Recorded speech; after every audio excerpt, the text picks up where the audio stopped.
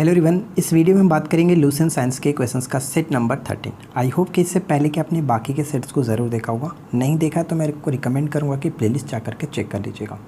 इस वीडियो में हम लोग 25 MCQ देखने वाले हैं, जो कि काफ़ी इंपॉर्टेंट क्वेश्चन है। तो चलिए शुरू करते हैं। देखिए, फर्स्ट क्वेश्चन कह रहा है कि निम्नलिखित में से किस में उच्चतम ऊर्जा होती है।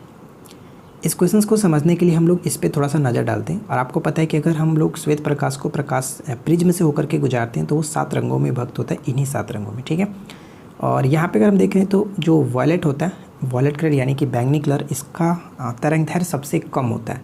तरंगदैर्घ्य सबसे कम होने का मतलब कि इसकी जो फ्रीक्वेंसी होगी वो सबसे ज़्यादा होगी, और फ्रीक्वेंसी ज़्यादा होने का मतलब ये हुआ कि उसमें ऊर्जा ज़्यादा होगा।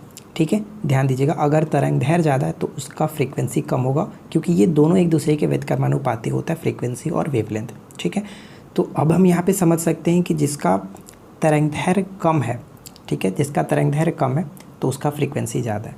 तो हम कह सकते हैं यहाँ पे अगर अकॉर्डिंग टू ऑप्शन देखें तो सबसे कम तरंगदैर्घ्य किसका होता है, बैंगनी कलर का। उसके बाद हम यहाँ पे कह सकते हैं सबसे कम, अगर हम यहाँ पे देखें तो हमारा नीला कलर आएगा। ठीक है, यानी कि नीला कलर यहाँ पे बिल्कुल ऑप्शन ए सेटिस्फाई कर रहा है।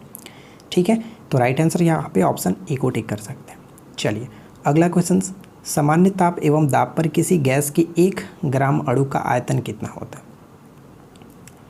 1 ग्राम अणु का आयतन होता है 22.4 लीटर। ऑप्शन बी को टिक करेंगे। थर्ड क्वेश्चन क्या है कि हरगोविंद खुराना को किस क्षेत्र में प्रतिष्ठित नोबेल पुरस्कार मिला था। तो सबसे पहले हम जानते हैं कि साहित्य के क्षेत्र में सबसे पहले नोबेल पुरस्कार 1913 में रविन्द्रनाथ टैगोर जी को मिला था। उसके बाद 1930 में CV रमन जी को दिया गया, और फिर उसके बाद हम कह सकते हैं कि 1968 में यहाँ पे इनको मिला था। ठीक है, 1968 में चिकित्सा विज्ञान, यानी कि राइट आंसर होगा ऑप्शन बी। क्वेश्चन नंबर 4 कह रहा है कि नाभिक का आकार है। बताइए फ्रेंड्स कि नाभिक का आकार जो है वो कितना होता है। नाभिक के आकार के रूप में हम लोग जानते हैं, देखिए ध्यान दीजिएगा, नाभिक के आकार का मतलब हुआ कि उसके व्यास के बारे में बात की जा रही है। तो नाभिक का व्यास हम कह सकते हैं कि 10 के पावर -15 मीटर। नाभिक का व्यास 10 के पावर -15 मीटर की कोटि का होता है। नाभिक के चारों ओर इलेक्ट्रॉन निश्चित कक्षाओं में घूमते रहते हैं, जिनका कुल ऋण आवेश नाभिक के धन आवेश के बराबर होता है। चलिए आगे बढ़ते हैं। देखिए नेक्स्ट क्वेश्चन क्या कह रहा है कि हाइड्रोजन के रेडियो सक्रिय समस्थानिक को क्या कहते हैं। हाइड्रोजन के रेडियो सक्रिय समस्थानिक, यानी कि उसका जो रेडियो एक्टिविटी आइसोटॉप्स है वो कौन सा है। तो सबसे पहले पता होना चाहिए कि हाइड्रोजन की कितने समस्थानिक हैं। हाइड्रोजन के कुल 3 समस्थानिक होते हैं, जिसमें हम लोग पहले बात करते हैं प्रोटियम, दूसरा ड्यूटेरियम और तीसरा ट्राइटियम। जो ड्यूटेरियम होता है उसको लोग भारी पानी के रूप में जानते हैं। ठीक है, जो कि ट्राइटियम की अगर हम बात करें तो इसको हम लोग कहते हैं यहाँ पे रेडियो सक्रिय समस्थानिक होता है ये हाइड्रोजन का, यानी कि राइट आंसर यहाँ पे ऑप्शन सी को टिक कर सकते हैं। फ्रेंड्स, अगर आप इस वीडियो को पहली बार देख रहे हैं, हमारे चैनल पे फर्स्ट टाइम आए तो वीडियो को लाइक कर लीजिएगा, दोस्तों के साथ शेयर जरूर करें, और साथ ही साथ चैनल को सब्सक्राइब करके नोटिफिकेशन बेल को ऑन कर लीजिए। नेक्स्ट क्वेश्चन से कि जब तक बाह्य बल न लगाया जाए तो ऐसा कौन सा गुण है जिसके कारण किसी पिंड का वेग स्थिर रहता है। तो आपको पता है कि न्यूटन की गति का प्रथम नियम यही है, तो ऑप्शन हम यहाँ पे डी को टिक कर सकते हैं, जड़त्व। ठीक है, अगला प्रश्न, निम्नलिखित कथनों पर विचार कीजिए। फर्स्ट, सेकंड, थर्ड पॉइंट्स को पढ़िए और बताइए कि उपरोक्त कथनों में से कौन से सही हैं। प्रकाश तरंगें निर्वात में गतिमान हो सकती हैं। बिल्कुल सही है, प्रकाश जो है वो निर्वात में भी गति करता है, और निर्वात में इसका चाल सबसे ज़्यादा होता है। नेक्स्ट पॉइंट कह रहा है कि प्रकाश तरंगों का अपवर्तन हो सकता है। बिल्कुल सही, हो सकता है। और साथ ही साथ प्रकाश तरंगें विद्युत चुंबकीय तरंग होती है, तो ये भी बिल्कुल सही है। विद्युत चुंबकीय तरंगों का एक गुण आपको पता होगा कि विद्युत चुंबकीय तरंगों को चलने के लिए किसी माध्यम की आवश्यकता नहीं होती है, हर माध्यम में चलता है। तो निर्वात इनमें से एक यहाँ पे मान सकते हैं। तो प्रकाश तरंगें विद्युत चुंबकीय तरंगें होती हैं, तो राइट आंसर यहाँ पे होगा ऑप्शन ए, ध्यान रखिएगा। चलिए अगला प्रश्न, खतरा संकेतों के लिए लाल रंग का प्रकाश क्यों प्रयोग में लाया जाता है।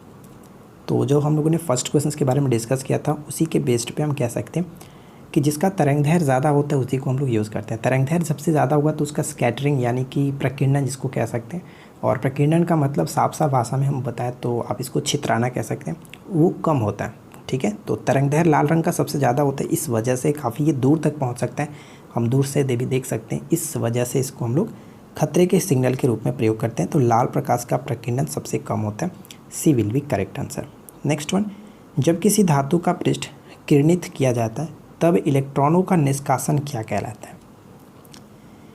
इलेक्ट्रॉनों का निष्कासन हम लोग प्रकाश विद्युत प्रभाव कहते हैं, और प्रकाश विद्युत प्रभाव को अच्छे तरीके से समझाने के लिए ही जो डॉक्टर आइंस्टीन थे उनको नोबेल पुरस्कार दिया गया था 1921 में। अवसर्व तरंगों की आवृत्ति कितनी होती है?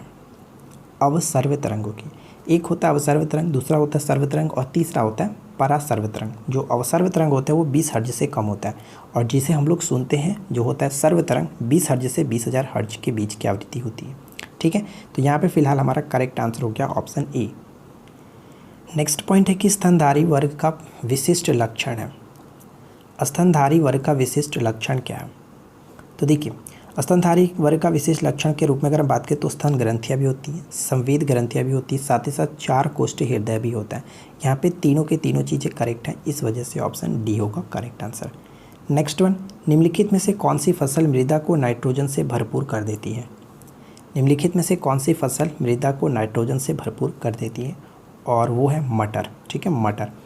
नेक्स्ट वन, कवक शैवाल से किस कारण से भिन्न होते हैं? तो ध्यान दीजिएगा, कवक शैवाल से किस कारण से भिन्न होते हैं? क्योंकि हम कह सकते हैं जो कवक होते हैं इनकी कोशिका भित्ति काइटिन की बनी होती है, जबकि शैवाल की कोशिका भित्ति सेलुलोज की बनी होती है। अलग अलग फॉर्मेट में आपको ये क्वेश्चन मैं अक्सर देते रहता हूँ, तो इसको ध्यान में रख लीजिएगा। पादपों में वाष्पोत्सर्जन निम्नलिखित में से किस में सहायता करता है?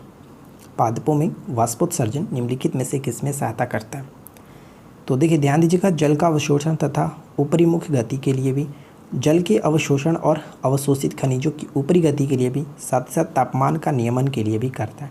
यानी सभी के सभी बिल्कुल यहाँ पे सही होगा, ऑप्शन डी बिल्कुल राइट आंसर है। नेक्स्ट वन क्या कह रहा है कि निम्नलिखित का मिलान कीजिए। तो बताइए यहाँ पे कौन किसके साथ सही तरीके से मैच करेगा?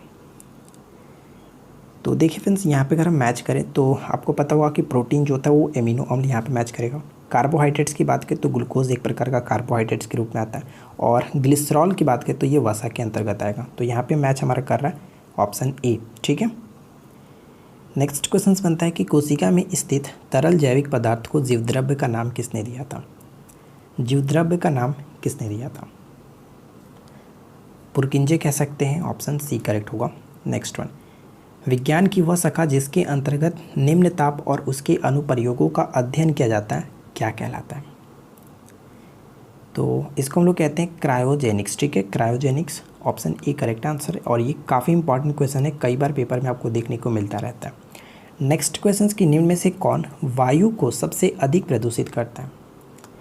बताइए कि निम्न में से कौन वायु को सबसे अधिक प्रदूषित करता है? और सबसे अधिक प्रदूषित करता है कार्बन मोनोऑक्साइड, CO। ठीक है, कार्बन मोनोऑक्साइड।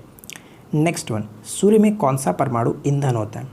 सूर्य में कौन सा परमाणु ईंधन होता है? तो हम कह सकते हैं कि सूर्य में परमाणु ईंधन के रूप में हाइड्रोजन को जानते हैं, और सूर्य की ऊर्जा के अगर हम रूप की बात करें तो नाभिक के संलयन होता है। ठीक है, चलिए अगला प्रश्न, निम्न में से कौन सा एक पादप हार्मोन है?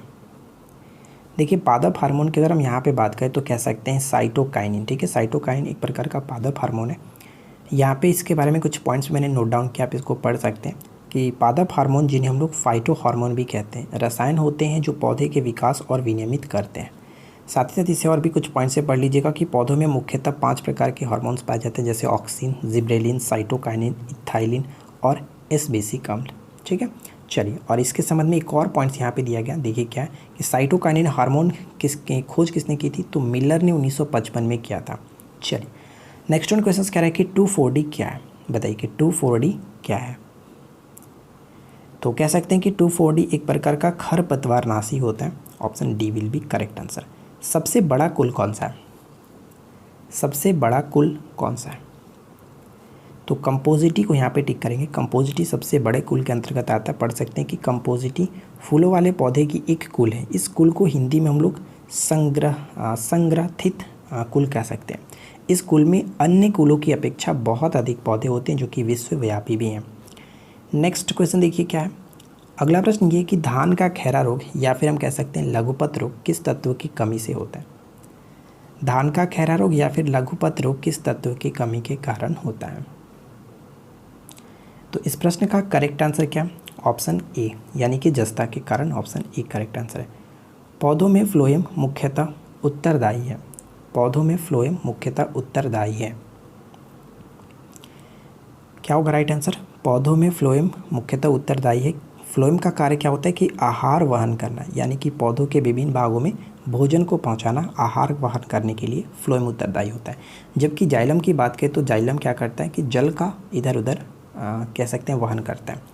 पाचन क्रिया में प्रोटीन निम्न में से किस पदार्थ में बदल जाता है? पाचन क्रिया में प्रोटीन जो है वो निम्न में से किस पदार्थ में बदल जाता है?